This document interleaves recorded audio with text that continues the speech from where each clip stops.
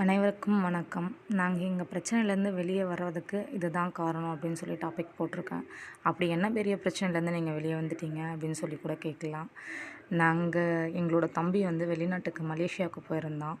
அங்கே போயிட்டு தான் லாரி மெக்கானிக்காக வேலை செஞ்சுட்டு இருந்தான்.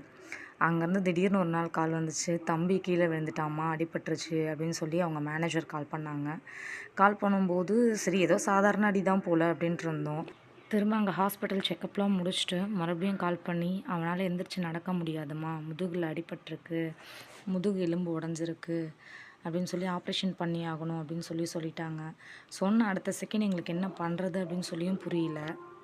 சிங்கிள் பேரண்ட் எங்கள் அம்மா தான் எங்களை வளர்த்தாங்க. அவங்கக்கிட்ட சொல்லலாம்னா நம்ம பக்கத்தூரில் அடிபட்டிருக்குன்னா சரி அடிபட்டிருக்குமா இதுதான் பிரச்சனைன்னு சொல்லலாம். வெளிநாட்டில் இருக்க ஒரு பர்சன் அடிபட்டுருச்சு அப்படின்னு சொல்லி சொன்னோன்னா அவங்களோட மைண்ட் எப்படி போகும்? அடிபட்டுருச்சு அப்படின்னாலே இருக்கானா இல்லையா அப்படின்ற ஒரு தாட் தான் வரும். அதுக்கு பயந்துட்டே அவங்கக்கிட்ட நான் சொல்லவே இல்லை. அப்படி சொல்லாமல் மறைச்சி வச்சுட்டு அவனை இங்கே கொண்டு வந்து ஆப்ரேஷன்லாம் முடிஞ்சதுக்கு அப்புறம் தான் அவங்கக்கிட்ட போய் சொன்னோம்.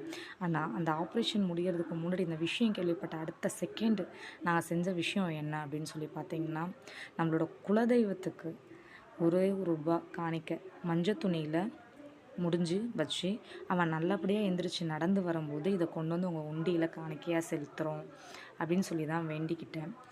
இப்போ வரைக்கும் நல்ல முன்னேற்றம் இருக்குது. அதாவது டாக்டர் ஆப்ரேஷன் பண்ணும்போது அவன் நடப்பானா நடக்க மாட்டானா தெரியாதுன்னு சொல்லி சொன்னாங்க. ஆனால் இப்போதைக்கு அவன் படுத்த படுக்கையாக இருந்து எந்திரிச்சு வீல் சேரில் உட்காந்து இப்போ ஸ்டெப் பை ஸ்டெப்பாக அவன் நடக்க ஆரம்பிச்சான். இன்னும் 6 மந்த்தில் சரியாயிடும் அப்படின்னு சொல்லியிருக்காங்க. அது நல்லபடியாக சரியாகணும். அதுவும் கடவுள் கையில் தான் இருக்குது.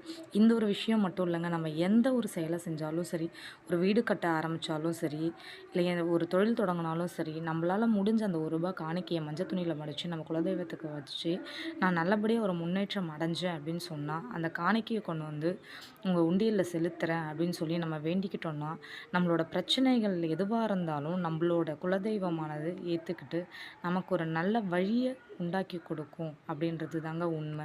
இப்போ இந்த நிலமையில் அவன் படுத்த படுக்கையாக இருந்து இந்த அளவுக்கு ஸ்டெப் பை ஸ்டெப்பாக நடந்து வரான் அப்படின்றது எங்களுக்கு ரொம்ப பெரிய விஷயம்.